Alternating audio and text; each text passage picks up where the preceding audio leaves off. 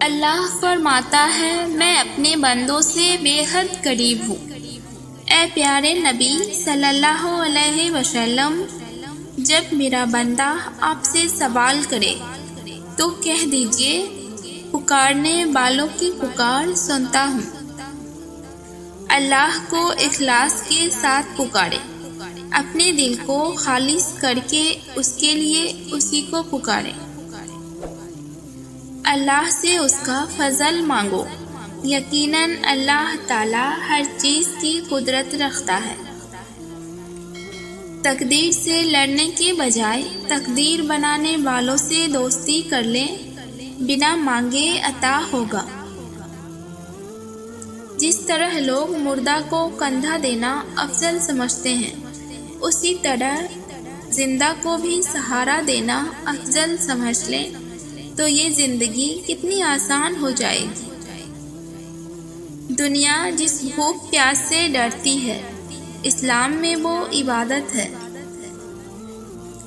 محبت کو الفاظ میں نہیں لفظوں میں تلاش کرے۔ الفاظ تو منافق کے بھی میٹھے ہوتے ہیں۔ جو لوگ دوسروں کو اپنی دعاؤں میں شامل کرتے ہیں، خوشیاں سب سے پہلے ان کے دروازے پر دستک دیتی ہیں۔ اگر تمہارے دل میں یہ مایوسی چھا گئی کہ میں اتنا گناہ گار ہوں، اللہ کی اتنی نافرمانی کرتا ہوں، اللہ مجھ جیسے نافرمانوں کی دعا قبول کرے گا، میری زندگی سے آزمائشوں کو ختم کر کے میرے لیے معجزات کرے گا۔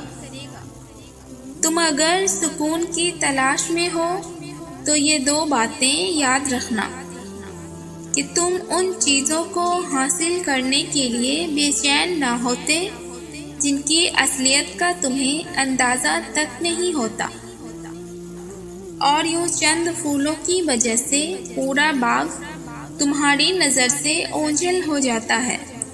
تو دیکھو، اگر تم اس وقت محرومی کا سامنا کر رہے ہو یا پھر کوئی چیز تم سے دوریاں اختیار کر رہا ہے تو اسے کرنے دو، کیونکہ تمہاری زندگی اور خوش قسمتی کی ڈور کسی چھوڑ جانے والوں کی محتاج نہیں۔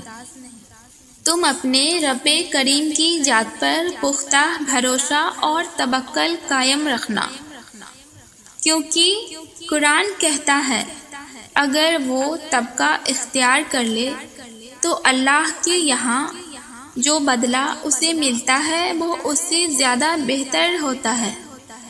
سنو، جو تم سے لے لیا گیا ہے وہ رب کریم تمہارے لیے کہیں نہ کہیں کسی نہ کسی وجہ سے کوئی دروازہ کھلا رکھتا ہے، اور جب اللہ تمہاری قسمت کا رخ بدلنا چاہتا ہے تو وہ تمہارے لیے بصیرت کا نور عطا کر دیتا ہے، تمہاری آزمائش میں درد بھری زندگی سے نکال کر مقدر کی بلندیوں تک لے جاتا ہے۔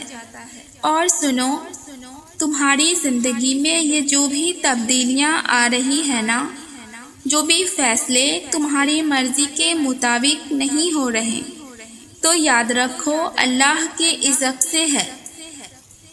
تمہاری زندگی ایک سفر ہے، تمہاری زندگی کو مختلف حالاتوں سے گزرنا ہے۔ زندگی میں جو بھی مشکلات آتی ہے سب اللہ کی مرضی سے آتی ہے۔ زندگی میں جو بھی موڑ ہوتے ہیں نا، سب اللہ کی طرف سے ہوتے ہیں۔ یہ مشکل ترنگے تاریخ راستے، یہ اپنوں کی جدائیاں، یہ زندگی میں ہونے والی تکلیف تبدیلیاں، یہ سب اللہ کے اذن سے ہے۔